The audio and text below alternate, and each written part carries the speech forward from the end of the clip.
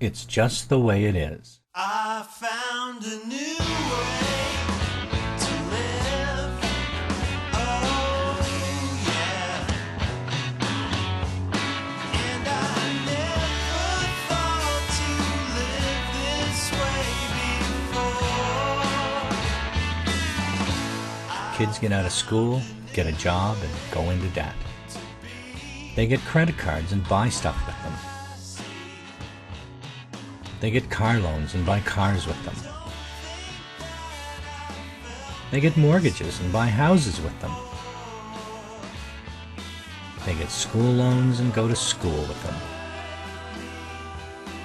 It's just the way it is.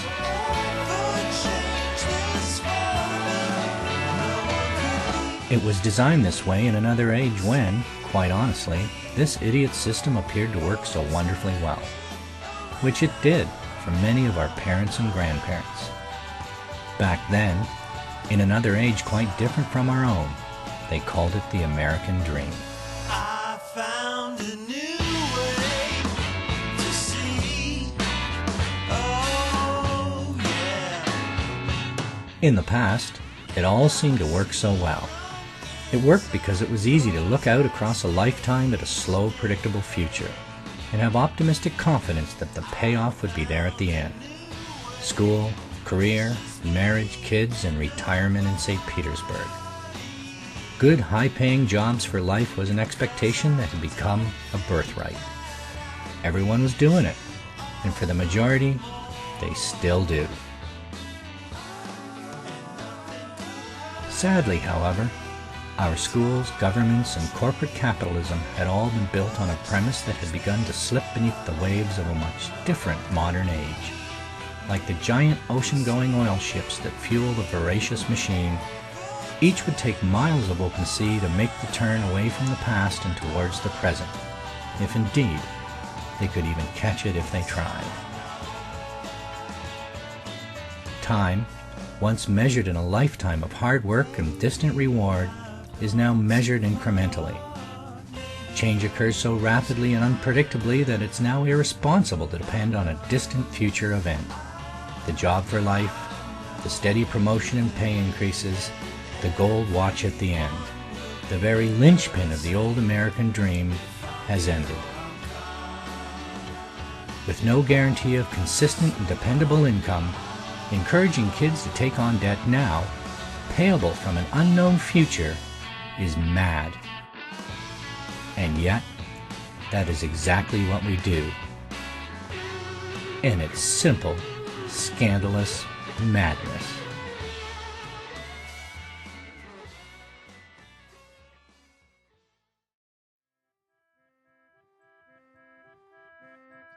And the problem with the current system is that we're putting everyone through the same mill as if we're producing motor cars. And the result of it is this massive level of alienation. And when you have a 30% dropout rate, you can't blame the kids for that. You can't say, well, what's wrong with this 30% of the student population, that they don't get what we're offering them. The fact is there's something in the system which is losing them. And part of what's losing them is that we're promoting a particular type of ability above everything else. And the fact is that our communities, our economies, our nations depend upon diversity, not conformity in this strict way that schools are being forced to promote. Our kids live in the present, and they're making it up as they go. They depend on their peers and their electronic world to guide them along the way, but they get no help from their schools, and governments do the minimum only when they fail. Their parents, who've always leaned on governments and schools to raise their kids, are just not in the habit of believing that they can help. Their parents, after all, know nothing but the fading memory of that old and distant dream.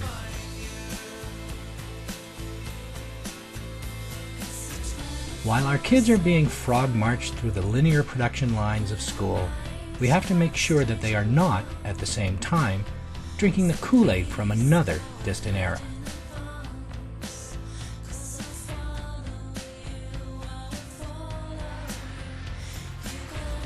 Our children have to be able to adapt the old industrial thinking of an age now gone to one they recognize all around them today and will have to live with in the future.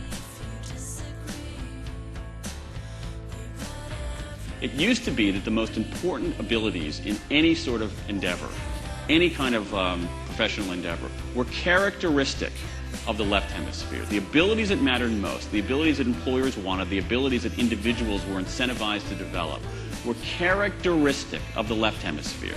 The logical, linear, sequential, spreadsheet, zero in on the right answer abilities. But they're no longer sufficient. And now it's abilities characteristic of this hemisphere of the brain. Again, it's a metaphor. Characteristic of this hemisphere of the brain. Artistry, empathy, inventiveness, big picture thinking. These kinds of abilities have become the ones that matter most. These kinds of abilities have become the first among equals. That's the punchline. Our kids must have the courage and self-confidence to walk away from what they have learned about that outdated world in school. They have to have the ability to change and adapt as the world changes around them, leaving their schooling behind if needs be and at a moment's notice. They need to learn and be comfortable with flexibility in the face of constant change. More than any other thing, we and our children have to let go of the past where loyalty, consistency, and predictability were the hallmarks of a life well lived. Today, change is real and constant. Change is now the sole arbiter of success. Embracing change and being comfortable with it has become another essential life skill. Life is no longer a linear affair. Life is now an organic soup that shifts and modifies its biology constantly. There are few skills or vocations left that will withstand the strain this new world order now demands. In the past, those who would accept our labor bestowed our social and economic value upon us.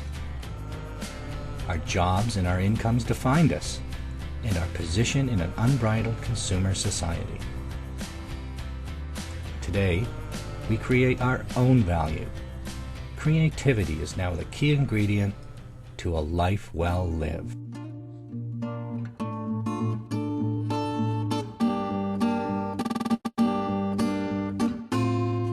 Yeah, I feel trapped, backed into a corner. Sometimes I feel like I've been putting on a fake persona. I'm still gonna stand my ground, a rap warrior. Give me the nod and I'll be going to bat for ya. You are me, you. Wisdom doesn't have to be insider's knowledge. Kids already do a lot of learning from adults, and we have a lot to share. I think that adults should start learning from kids. Now, I do most of my speaking in front of an education crowd, teachers and students, and I like this analogy. It shouldn't just be a teacher at the head of the classroom telling students, do this, do that. The students should teach their teachers. Learning between grown-ups and kids should be reciprocal. The reality, unfortunately, is a little different, and it has a lot to do with trust, or a lack of it. Take a deep breath and stand up with the strength in your legs. Turn left, look deep in yourself, deep in yourself. Life can be challenging, hard and complex. Leave ready for the challenge. Take a deep breath and stand up with the strength in your legs. Turn left. Stand for what I believe, cause I got a set of nuts. Digging deep inside myself like I'm shoveling my guts. Never have the foe, cause I never gave a what do you wanna be when you find The young adults of this digital age are a species unlike any that came before them. Kids today think differently, and their brains are wired differently because of it. Our kids are strangers in a land still dominated by the institutions and the culture and the leadership of an older world they know or care very little about. Now, as they grow in numbers, we have a responsibility to either temper our dysfunctional world to fit them, or equip our young adults with the tools they're going to need for what will surely be a clash of civilizations. Ours against theirs.